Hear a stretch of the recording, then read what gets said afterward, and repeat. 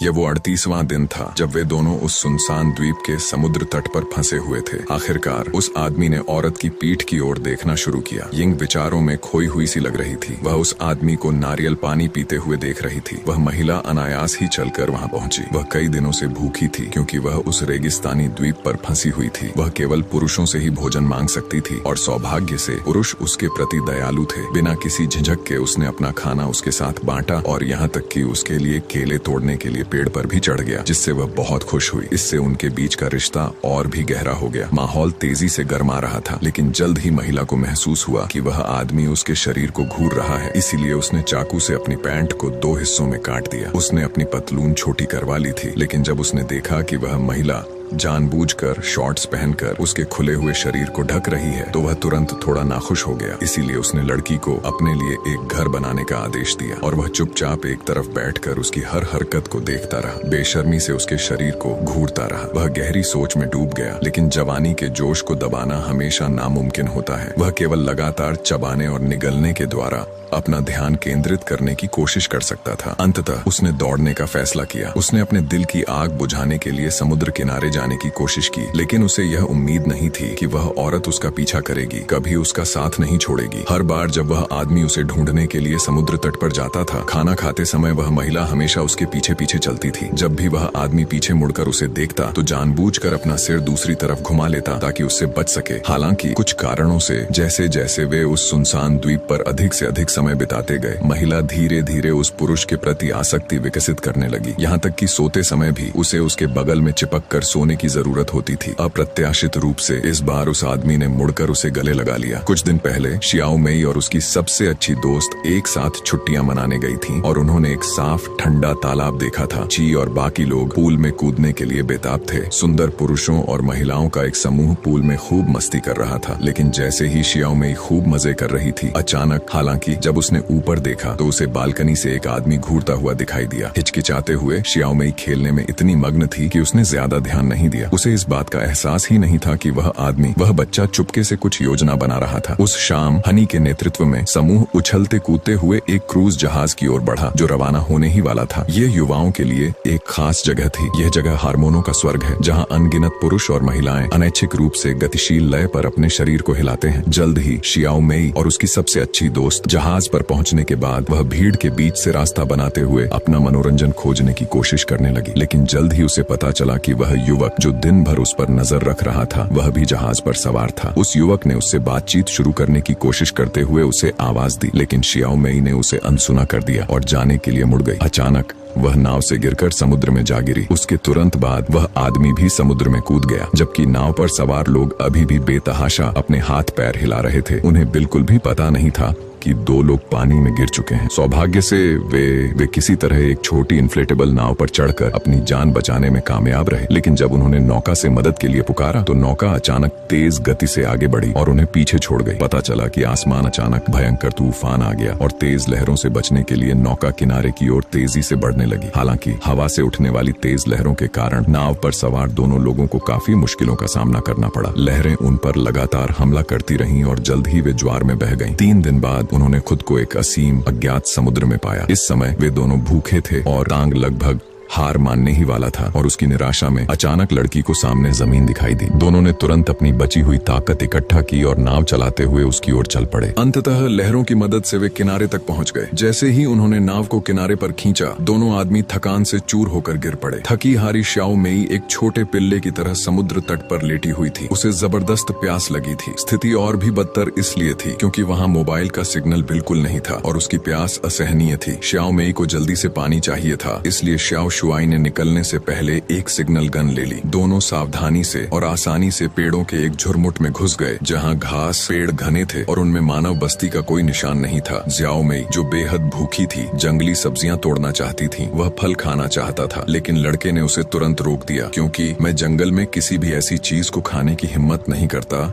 जिसे मैं पहचानता नहीं हूँ। इसलिए उन दोनों को सिफिलिस की तलाश जारी रखनी पड़ी। काफी देर तक चलने के बाद आखिरकार उन्हें खाना मिल ही गया। लड़का झरने को देखते ही मोहित हो गया, लेकिन लड़की को लगा कि उमेनोडा का नजारा उनका पेट भरने के लिए काफी नहीं है और खाना ढूंढना ज्यादा जरूरी है। हालांकि बेफिक्र लड़का शियाओमेई के साथ नहाने जाना चाहता था, जिससे शियाओइंग इतनी क्रोधित हो गई कि उसने उसकी बात अनसुनी कर दी। लड़के ने बार बार मिन्नतें की। उम्मीद थी कि शियाओमेई उसे अनुमति दे देगी, लेकिन शियाओमेई ने वे मुड़े और बिना यह महसूस किए चले गए कि वे एक सुनसान द्वीप पर हैं। वे किसी की तलाश कर रहे थे। वे कुछ दिनों तक किसी के घर में रुके, फिर द्वीप के सबसे ऊंचे स्थान पर पहुंच गए और चारों ओर फैले अथाह समुद्र को देखकर उन्हें एहसास हुआ कि वहाँ कोई नहीं रहता। उसी क्षण उन्होंने तुरंत हताश होकर वह केवल बेचैनी से वापस लौटने के अलावा और कोई रास्ता नहीं ढूंढ पाया। सौभाग्य से ज़ियाओ शुआई के पास एक लाइटर था, इसलिए कम से कम वह आग जलाकर खुद को गर्म रख सका और रात में ठंड से बच सका। और जल्द ही उन्हें एक और गुफा मिली, जिसके बारे में उन्होंने शुरू में सोचा था। यह एक अद्भुत प्राकृतिक आवास था, लेकिन अप्रत्याशित रूप से नर चीलों का एक समूह अचानक गुफा से बाहर उड़ गया और तुरंत ही उन्होंने उन दोनों को पूल में डुबो दिया। और यह अच्छा रहा। वे दोनों बेहद डरे हुए थे और पूरी तरह से रास्ता भटक गए थे। रात होने वाली थी, इसीलिए वे रात पानी में नहीं बिता सकते थे। इसीलिए उनके पास इसके अलावा कोई चारा नहीं था कि अनिच्छा से वह समुद्र तट पर लौटा। लेकिन वहाँ उसे वह मिला। उनकी लाइफ जैकेट लहरों में बह गई। केवल एक लाइफ जैकेट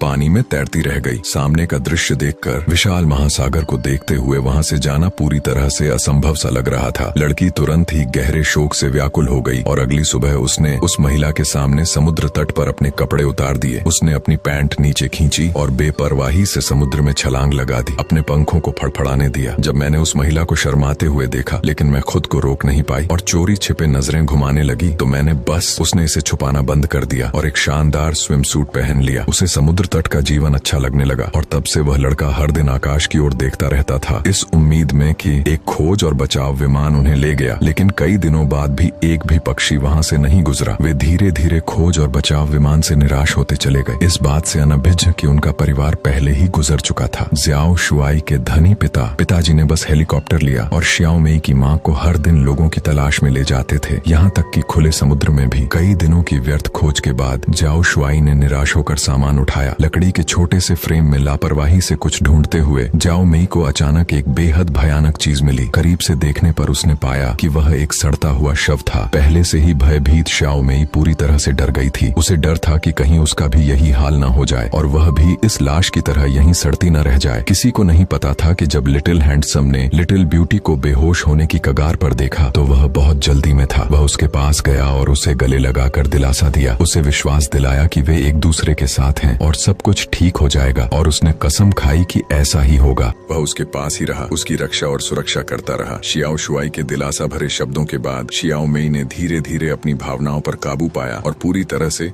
खुद को उसके हवाले कर दिया। Xiao Shuai. लेकिन जब शियाओमेई अगले दिन उठी तो उसने खुद को एक व्यक्ति जमीन पर पड़ा था और आसपास कोई नहीं था। क्या ऐसा हो सकता है कि शियाओ शुआई उसे छोड़कर चला गया हो? वह चिंतित और भयभीत दोनों थी। उसे डर था कि शियाओ शुआई उसे खो बैठा है, इसलिए उसने घबराकर चारों ओर देखा। सौभाग्य से उसे जल्द ही वह जंगल में मिल गया। दरअसल ज़ियाओ शुआई को इस बात की चिंता थी कि शव दोबारा प्रकट हो जाएगा। शियाओमेई डर गई थी, इसलिए जब शियाओमेई सो रही थी तो वह जंगल में भाग गई और चुपके से शव को ठिकाने लगाने के लिए एक गड्ढा खोदा। शियाओमेई ने शिकायत की कि उसने उसे इस बारे में नहीं बताया था। वह चुपचाप चली गई और जैसे ही वह गुस्से में शियाओ शुआई का सामना करने के लिए आगे बढ़ी, अचानक उसका संतुलन बिगड़ गया और वह मुंह के बल गिर पड़ी। शियाओ शुआई ने उसका चेहरा सूजा हुआ और लाल देखा। मुझे अपने घुटनों को लेकर बहुत बुरा लग रहा था, लेकिन सौभाग्य से शियाओमेई एक दयालु और आसानी से मान जाने वाली महिला है। शियाओ शुआई ने मुझे तुरंत आश्वस्त कर दिया। कुछ मीठे शब्द ही उसे मनाने के लिए काफी थे और फिर उन दोनों के बीच झरने के नीचे स्नान करने के बाद उनके बीच की भावनाएं फिर से जागृत हो गईं और उनका रिश्ता और भी गहरा हो गया। जब वे साथ में समय का आनंद ले रहे थे, तभी अचानक मूसलाधार बारिश शुरू हो गई और शियाओ शुआई एक बच्चे की तरह खुशी से बारिश में नाचते हुए अंदर दौड़ गया। मैं ही उस लड़के की खुशी से तुरंत प्रभावित हो गई और फिर लड़के ने हाथ बढ़ाकर शियाओमेई को भी जश्न में शामिल होने का न्योता दिया। शियाओमेई ने बिना किसी झिझक के तुरंत स्वीकार कर लिया और दोनों बारिश में भीगते हुए अपने निजी पलों का आनंद लेने लगे। व्यक्तिगत रूप से तो उसे खुशी मिलती थी, लेकिन जब वह झरने का पानी लाने के लिए बोतल लेकर पहाड़ों में जाती थी तो कुछ अस्पष्ट सा एहसास होता था। मुझे ऐसा महसूस होता था कि कोई झाड़ियों से हमेशा मुझे देख रहा है और मेरे मन में एक विचार आया। डरपोक सी वह लड़की चारों ओर देखने लगी और अचानक उसे पास के जंगल में एक काला तेंदुआ दिखाई दिया जो बिल्कुल मुर्गी जैसा दिख रहा था। उसने उसे ध्यान से देखा और पाया कि एक काली आकृति तेजी से उसकी ओर बढ़ रही है। लोग झट से जंगल की ओर भागे। उसी क्षण लड़के ने लड़की की मदद के लिए पुकार सुनी और उसकी ओर दौड़ पड़ा। उसने सब सफलतापूर्वक काले पैंथर को उसके पीछे फंसा लिया, जिससे खतरा खुद पर आ गया और फिर उसने वह उस दिशा में दौड़ा और काले पैंथर का ध्यान अपनी ओर आकर्षित करने में सफल रहा। ये एक चौंके हुए हिरण की तरह लड़की से विपरीत दिशा में भाग गया। उन्होंने बड़ी सावधानी से अपना निर्णय लिया, क्योंकि जरा सी भी देरी बाघ के जबड़ों में निश्चित मृत्यु का कारण बन सकती थी। फिर भी काला पैंथर अडिग रहा। वह लगातार उसके पीछे भागा और जल्दी ही उसे पकड़ लिया। लड़की ने लड़के को देख लिया। काले पैंथर को दूर ले जाने के बाद वह तेजी से मुड़ा और लड़के की ओर दौड़ा, क्योंकि वह जंगल में वहीं था। द्वीप पर उसका एकमात्र साथी सौभाग्य से हाँफ रहा था। जब वह हाँफते हुए दौड़ी और वहां पहुंची तो उसने देखा कि लड़का अभी भी जीवित था। काले पैंथर को लड़के द्वारा मारे जाते देख वह आश्चर्यचकित और अचंभित रह गई। उस क्षण वह लड़का अत्यंत प्रसन्न लग रहा था, मानो वह किसी देवदूत का सहारा हो। उसने उसका दिल जीत लिया और तब से वह लड़की हर दिन उसकी बाहों में सिमटकर उसकी प्रशंसा करती रही। वह उनकी प्रशंसा करते थे और उन्हें सुरक्षा की ऐसी अनुभूति भी हुई जो उन्होंने पहले कभी अनुभव नहीं की थी। इसी के साथ मूवी समाप्त हो जाती।